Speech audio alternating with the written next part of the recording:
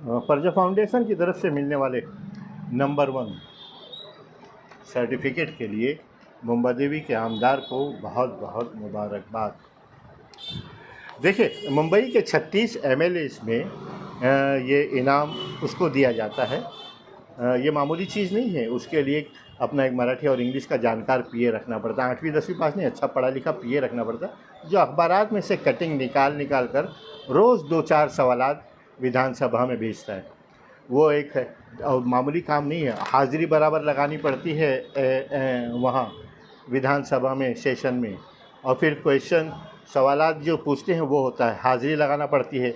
और जो सवालात होते हैं उसकी क्वालिटी, वो क्वालिटी ऑफ क्वेश्चन, वो सब बराबर ध्यान देनी पड़ती है, और अपना कोई क्रिमिनल रिकॉर्ड नहीं हो। ये 4-5 चीज़ें होती हैं जिसमें परजा फाउंडेशन नंबर 1, 2, 3 का सर्टिफिकेट देता है। ऐसा नहीं कि 36 एमएलए जो है वो सारे उसके लिए एहतमाम करना पड़ता है, ऐसे ही नहीं मिलता।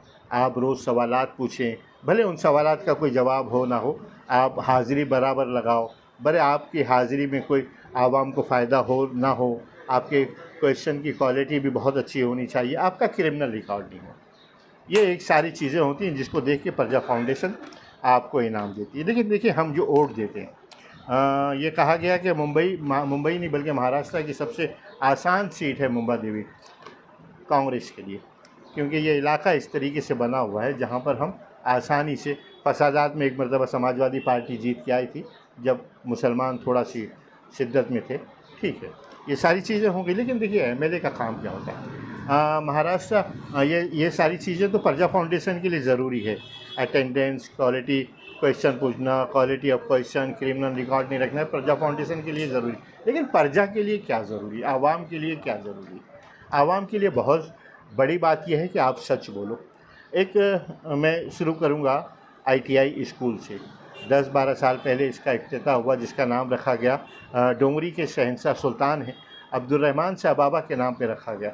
लेकिन हुआ क्या, वो नाम उस इंस्टीट्यूट को मिला नहीं। आपने सच बोला, झूठ बोला, हाउस में भी आपने कहा, ठीक है। इस तरीके से आप देखिए, हमारे यहाँ हॉस्पिटल की बात करें, हम जच्चा बच्चा हॉस्पिटल की बात करते हैं। एक हॉस्पिटल तकरीबन 10-12 साल से जच्चा बच्चा हॉस्पिटल कमाटीपुरे में गिरा हुआ है। उसको पिछले 5 साल पार्लियामेंट असेंबली इलेक्शन से पहले ये हुआ था, बस इलेक्शन ख़त्म होते ही वो शुरू हो जाएगा, ये आपने सच बोला था, लेकिन अब तक वो काम शुरू नहीं हुआ। ये सारी चीज़ें हो गई। उसके बाद में हम यहाँ जेजे हॉस्पिटल की बात करें। जेजे हॉस्पिटल में इलाज का क्या मयार है, आपको दवाइयाँ हॉस्पिटल से मिलती हैं, बाहर से मिलती हैं, उसके ऊपर कितनी आवाज़ उठाई गई, ये एक सवाल है। आपके यहाँ स्कूलों का मामला देखिए, स्कूल भले मुंबई महानगर पालिका के अंडर में आती है, लेकिन उन स्कूलों का मेयार देखिए। ये मुंबई महानगर पालिका रियासती हुकूमत के अंडर आता है, वो आप देख लीजिए। महाराष्ट्र गवर्नमेंट की जितनी भी स्कीमें हैं, वो आपने उन स्कीमों को अपने यहाँ पे क्या क्या नाफिज किया, वो प्रजा को जवाब देना पड़ेगा आपको। अच्छा, हमारे यहाँ जो वो बखदूस इमारतें 33/7 की जो महाडा की सेज बिल्डिंग है, उनका क्या हाल है? उनके लिए 15 सालों में आपने कौन सी नई स्कीम लाई, वो आपको बताना पड़ेगा, प्रजा को बताना पड़ेगा ना। उसके अलावा आप ये देखिए कि जो शेष के जो 100 करोड़ रुपए रिपेयर के थे, अब 80 करोड़ रुपए बताए जा रहे हैं। आप 14 साल पहले से ये बता रहे हैं, 15 साल से, कि हम मुतालबा करते हैं कि 100 से 200 करोड़ हो जाए, अब तक हुआ नहीं। क्यों नहीं हुआ? आपने उसके लिए क्या लड़ाई लड़ी? क्वेश्चन देखिए, सवालात का पूछना और नतायज का निकलना, ये 2 चीज़ है। सवाल तो आप सुबह से शाम तक करते रहो, अगर नतीजे के एतबार से आपका वो जवाब नहीं मिल रहा।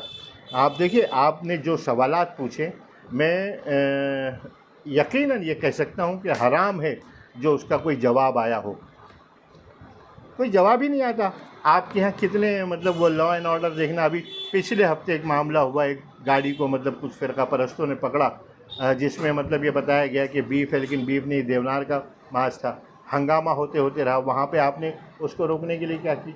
देवनार मतलब पिछले साल कुर्बानी में एक पूरे टावर में कुर्बानी रोक दी गई, उसके लिए आपने क्या किया? आप देखिए, हमारे यहाँ जो मजहबी मुतालबात होते हैं, मामलात होते हैं, चाहे वो हिंदू हो या मुसलमान, सबको इंसाफ मिलना चाहिए, उसके लिए आपने कितनी लड़ाई लड़ी। आप ये देखिए, 33/7 में जो हमारे यहाँ टावर में बिल्डिंगें बन रही हैं, उसमें जो पार्किंग का इलाका है वो लोगों को मिलता है क्या? हर बिल्डिंग, हर मोहल्ले के लोगों की जिम्मेदारी है कि वो गिरेबान में झांक कर देखें कि आपके मोहल्ले में जो टावर बना है उसकी पार्किंग मिली या नहीं मिली। नहीं मिलती, पार्किंग नहीं मिलती। उसके लिए आपने क्या लड़ाई लड़ी? वक्फ बोर्ड का मसला हुआ, एसबीयूटी का मसला हुआ। एसबीयूटी में वक्फ बोर्ड की जो प्रॉपर्टी है उसके लिए आपने कहा कि बाहर बैठ के उसको फैसला कर लेना चाहिए। अरे भाई, वो वक्फ की प्रॉपर्टी है, बाहर बैठ के फैसला क्यों करे? अगर वो फैसला करना होता तो बाबरी मस्जिद के लिए सुप्रीम कोर्ट का फैसला क्यों आता? ये सारी चीज़ें हैं। देखिए, आपको प्रजा फाउंडेशन नंबर 1 बहुत बहुत मुबारक। प्रजा के लिए आपने क्या किया उसका जवाब आपको देना पड़ेगा। आप ये कहते हो कि 50,000 ट्रांजिट कैंप बननी चाहिए, 500 के लिए ट्रांजिट कैंप बना क्या? क्यों नहीं बना? आप 50,000 मांगेंगे, 500 बिल्डिंगें बनती, आप 500 का मांगते, 5,000 का मांगते, 10 बिल्डिंगें बनती, 20 बिल्डिंगें बनती, कोई इंसाफ नहीं मिला। असेंबली में आपने जितने भी सवालात किए उनमें किन किन बातों से आवाम को फ़ायदा पहुंचा है, उसकी एक फहरिस्त आप शाये करिए, जिससे प्रजा फाउंडेशन का इनाम मुबारक। प्रजा आपको ये समझेगी कि आपने बहुत अच्छे मतलब आवाम के मुतालबों को पूरा किया। हम खस्ता हाल बिल्डिंगों में आज भी है। अच्छा, सबसे बड़ा मुद्दा तो हमारे यहाँ मुंबई का गैर कानूनी इमारतों का, जो 2 माले की बिल्डिंग है 10 माला बनती, आपने हाउस में उठाया। नतीजा क्या हुआ? कुछ भी नहीं हुआ। एक बिल्डिंग, पूरी बिल्डिंग गिरा दी गई, मतलब गैर कानूनी बिल्डिंग। वो 100 टेनेंट आज भी रो रहे हैं, दर दर भटक रहे हैं। आपने क्या किया इन गैर कानूनी इमारतों को रोकने के लिए? कुछ नहीं किया। तो प्रजा में अगर आपको नंबर 1 रहना है तो इन सारी बातों का आपको जवाब देना पड़ेगा। हमारी मजहबी मामला, लॉ एंड ऑर्डर, उसमें आपको आवाज़ उठाना, जो ज़्यादतियाँ होती हैं उसके ख़िलाफ़ आपको लड़ना, ये सारी चीज़ें आपको करनी पड़ेगी। अगर आप ये नहीं करते हैं तो यकीनन प्रजा फाउंडेशन का इनाम आपको नंबर 1 मुबारक हो। प्रजा में आपको कोई मुबारकबादी नहीं है।